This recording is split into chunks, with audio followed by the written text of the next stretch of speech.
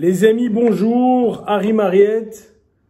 Je ne parle pas aujourd'hui en tant qu'expert ou maître en Krav Maga, je parle en tant que citoyen et être humain.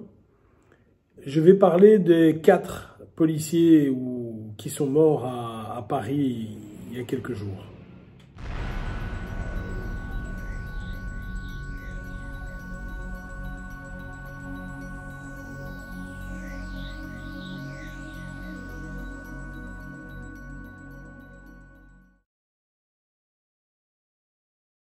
Voilà, jeudi, un bonhomme qui était, on l'a su après évidemment, était radicalisé, s'est emparé d'un couteau et dans un commissariat a tué 4 personnes et blessé 2 autres.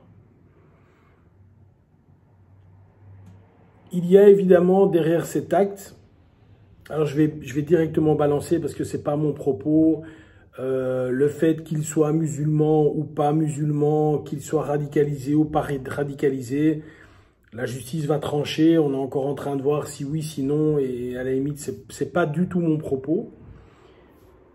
Par contre, mon propos est le suivant, c'est que j'étais à la terrasse d'un restaurant il y a, je pense, 7-8 ans avec quelques experts israéliens et un expert me disait « Tu vois, la France aujourd'hui nous critique parce que l'on tue des gens qui viennent nous agresser avec des couteaux. » À ce moment-là, la presse était vraiment tout à fait contre. Encore un Palestinien tué, encore un jeune tué, etc. Voilà. Et me disait-il, le jour où ça arrivera en France, tu verras que la presse n'en parlera plus. Effectivement, on ne voit plus jamais dans une pochette de journal, on ne voit plus jamais ce truc sur Israël, etc. parce qu'on vit exactement la même situation maintenant. L'autre chose que je veux dire, c'est qu'effectivement, j'ai un respect et une profonde tristesse, évidemment, pour les familles et les gens qui connaissaient les 4 personnes mortes. C'est évidemment quelque chose de terrible. C'est évidemment quelque chose de terrible.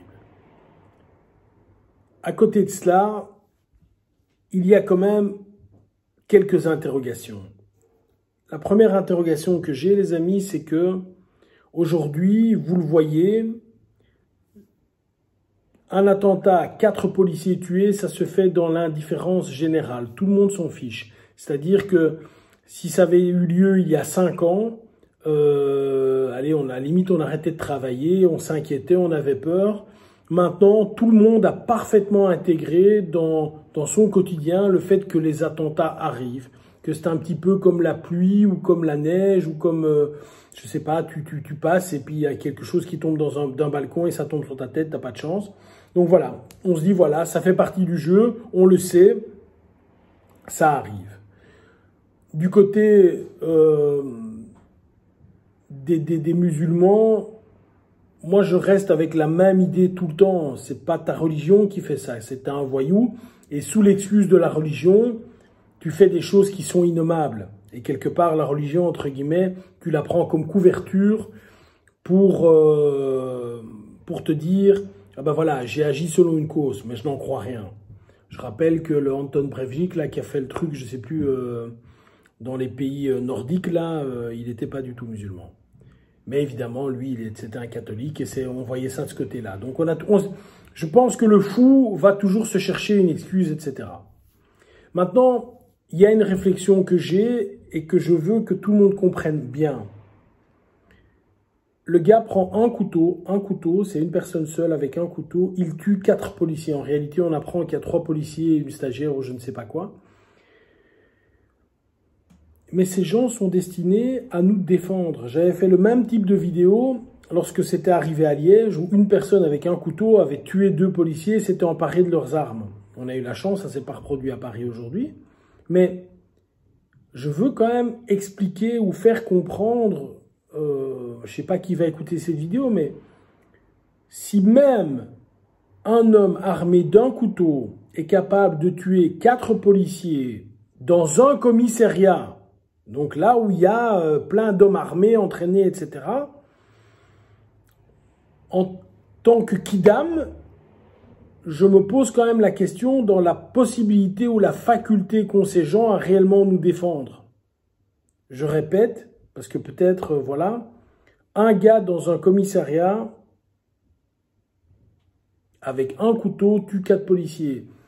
Il n'y a personne dans la presse qui se dit, tiens, c'est quand même bizarre. Enfin, moi, je ne vois pas la scène, mais bon, tu tues le premier, ok. Tu tues le second.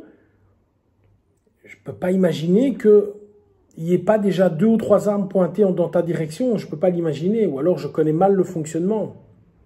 Mais à ce rythme-là, c'est quoi la prochaine étape? C'est avec une lime à ongles, on a tué 15 militaires. C'est quoi le truc? Je veux quand même expliquer que les forces de l'ordre, et je ne parle pas de la France, ici c'est pas la France que je mets en... parce que la même chose est arrivée en Belgique, c'est les forces de l'ordre sont chargées de nous défendre, vous et moi, mes enfants, vos enfants, les personnes âgées, c'est eux qui doivent nous défendre.